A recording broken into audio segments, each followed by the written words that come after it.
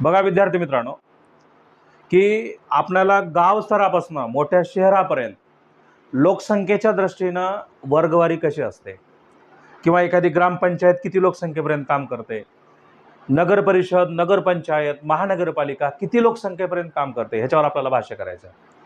आणि मग लोकसंख्येनुसार कशी वर्गवारी आहे तर बघा, एखाद्या गावात ग्रामपंचायत निर्माण करायचं आहे तर किती लोकसंख्या लागते? 600 लोकसंख्येपासून किती लोकसंख्येपर्यंत ग्रामपंचायत काम करते तर 10,000 लोकसंख्येपर्यंत काय राहते? ग्रामपंचायत राहते.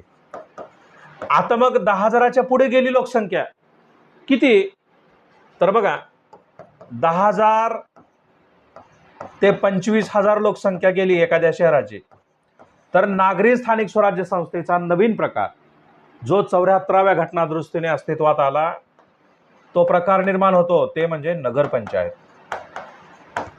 त्याच्यानंतर मित्रांनो, 25,000च्या पुढे गेली लोकसंख्या, हो का, 25,000 ते किती तर 25,000पासून 40,000पर्यंत लोकसंख्या गेली, तर तिथं काय निर्माण होते तर बघा, क वर्ग नगर परिषद.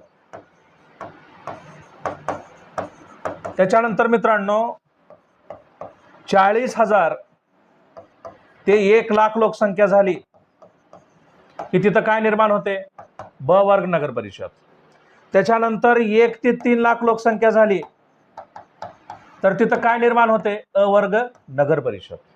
अ ब क नगर परिषदेचे 3 गट. आता मग 3,00,000च्या पुढे गेली लोकसंख्या, तर बघा 3 ते 6,00,000 लोकसंख्या झाली तर ई वर्ग महानगरपालिका मनपा. त्याच्यानंतर 6 ते 12,00,000 लोकसंख्या झाली तर ड वर्ग महानगरपालिका. त्याच्यानंतर 12 ते 24,00,000 लोकसंख्या झाली तर क वर्ग महानगरपालिका. त्याच्यानंतर 24 ते 30,00,000 लोकसंख्या झाली ब वर्ग महानगरपालिका.